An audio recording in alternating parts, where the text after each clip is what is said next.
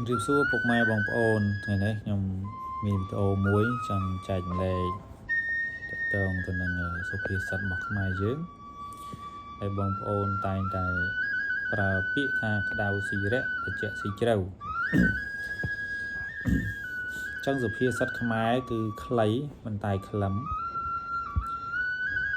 បុរាណអាចារ្យគាត់បង្កើតនៅសុភាសិតខ្មែរនេះមកគឺខ្លីច្រើនណាស់សុភាសិតខ្មែរយើងខ្លីឯងមិនតែខ្លឹមក្នុងន័យអប់រំដល់កុលបុត្រ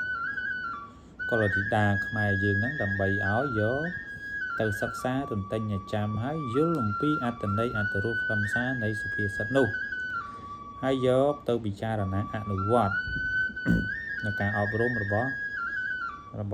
ពួកគាត់អញ្ចឹងថ្ងៃនេះខ្ញុំយកនៅសុភាសិតមួយ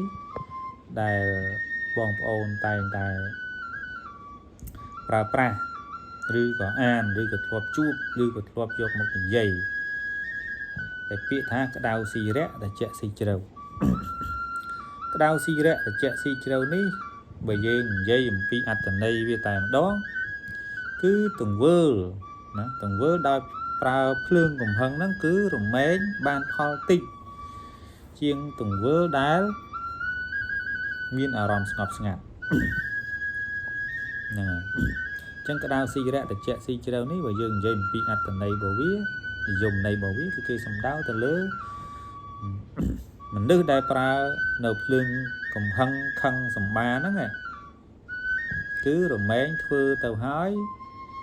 ធ្វើអ្វីមួយហើយរមែងបានផលតិចជាងមនុស្សដែលចិត្តគេស្ងប់ស្ងាត់អានេះបើយើងនិយាយអំពីនិយមន័យរួមក្នុងនេះគេមានបញ្យលអត្ថន័យ2គេអត្ថន័យដូចហើយនឹងន័យធៀបឬមួយក៏ថាទីមួយក៏ថាអត្ថានរូបអត្ថានរូបនេះពួកយើងនិយាយអំពីអត្ថានរូបគេដាក់និយាយពីក្តៅស៊ីរៈគេសំដៅទៅលើមហោបអាហារដែលក្តៅយើងហូបមិនបានជ្រៅទេហូបមិនបានច្រើនណាព្រោះវាក្តៅទឹកក្តៅក៏ដោយមហូបក៏ដោយអ្វីដែរតែក្តៅដែលយើងបរិភោគហ្នឹងគឺយើងរំលែងផ្លុំហើយហូបបន្តិចដូចកាហ្វេដូចទឹកក្តៅអីតែហ្នឹងគឺយើងផ្លុំហើយហូបបន្តិចទៅមហូបអាហារក៏ដោយក៏យើងហូបបន្តិចអញ្ចឹងវាបានរយៈបានបន្តិចរីឯត្រជាក់ហ្នឹងគេថាត្រជាក់ស៊ីជ្រៅហ្នឹងមានន័យថាមហូបអាហារឬក៏ទឹកដែលត្រជាក់ហើយឬកាហ្វេអីគឺយើងផឹកបានច្រើនអឹកហ្នឹងទៅយើងអត់ខ្លាចទេហូបអាហារគឺយើងហូបចូលពោះភ្លុបទៅគឺយើងអត់ខ្លាចទេអញ្ចឹងយើងហូបបានជ្រៅអានេះបើយើងនិយាយអំពីអត្ថានរូបបើយើងនិយាយអំពីអត្ថាបដិរូបវិញអត្ថាបដិរូបគឺសំដៅទៅលើមនុស្សតែបើនិយាយអំពីក្តៅស៊ីរៈគេសំដៅទៅលើមនុស្សដែលឆាប់ខឹងឆាប់មួម៉ៅក្តៅកាហាយចិត្តស្រាលអញ្ចឹងមនុស្សប្រភេទនេះបើគេនិយាយប៉ះពាល់បន្តិចបន្តួចទៅហើយគឺឆាប់ខឹងឆាប់ច្រឡោតហ្នឹងឆាប់ខឹងឆាប់ច្រឡោតអញ្ចឹងប្រកបកិច្ចការអ្វីក៏ដោយធ្វើការងារអ្វីក៏ដោយរមែងឆេវឆាវអញ្ចឹងបានត្រឹមតែមានបញ្ហាបានតែត្រឹមធ្វើមួយឆាវហើយក៏បោះចោលបានតែត្រឹមតែមានរឿងរ៉ាវឆ្លោះប្រកែកគ្នាហ្នឹងហើយអញ្ចឹងវាបានផលតិចទោះបីជាយើងចង់ធ្វើកិច្ចការងារក៏ដោយទីហោះបើយើងចង់ចម្អិនអាហារក៏ដោយយើងចង់ធ្វើតុកទូអីក៏ដោយឬក៏យើងចង់ធ្វើអីក៏ដោយតែកាលណាអារម្មណ៍យើងមួម៉ៅឆាប់ខឹងឆាប់ក្តៅឆាប់កាហាយហ្នឹងគឺយើងធ្វើទៅវាបានផលល្អទេខឹងតិចបោកប្រាស់ថែមទៅ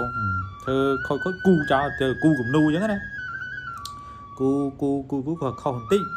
អត់គិតរកវិធីសាស្ត្រច្នៃប្រឌិតអាកំហុសហ្នឹងយ៉ាងម៉េចដើម្បីល្អប្រសើរឈូតខ្វក់ហើយចោលគូមួយទៀតព្រោះហើយចោលជុំមួយទៀតអញ្ចឹងតម្រាំតែបានមួយឬក៏អីហ្នឹងគឺគំនូហ្នឹងក៏មិនស្អាតហើយគ្រាន់តែអស់ទឹកថ្នាំនៅกระดาษហ្នឹងក៏ច្រើនដែរនេះបើយើងនិយាយអំពីក្តៅស៊ីរៈគឺសំដៅទៅលើមនុស្សដែលមានអត្តចរិតឆាប់ខឹងឆាប់មួម៉ៅក្តៅកាហាយគេនិយាយអីបន្តិចយើងស្ដីបន្ទោសតិចតួចអីចឹងទៅយើងឆាប់ក្តៅកាហាយចឹងធ្វើការងារអីក៏ដោយគឺអត់សូវបានផលទេតែបើសិនជាមានមេការអីមេកាយអីគេណែគេនាំគេស្ដីគេថាអីតិចតួច dương khăn giờ láo đấy nó chụp thơ ca nghi chẳng tao anh đi đau từ lứa mình nước đá miên là tạ chả rắc răng anh đang si rê ai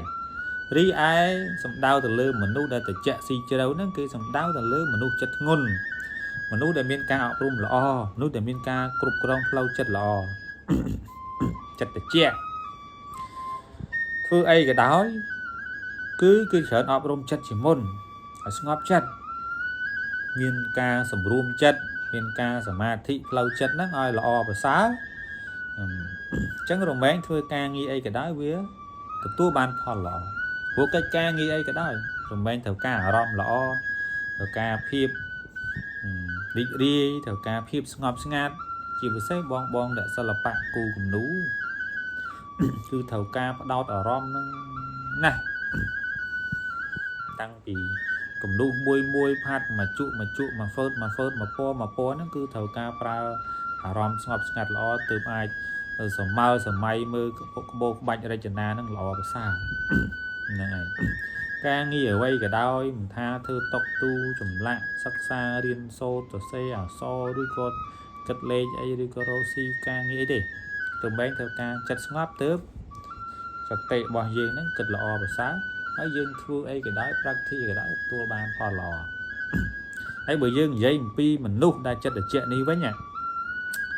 tu bay chia miên mê cả thơ khâu ấy tích tu ấy chân tao mê cái kiểu ốp rum kiểu na kiểu nom kiểu đây kiểu tha và tu anh chắc à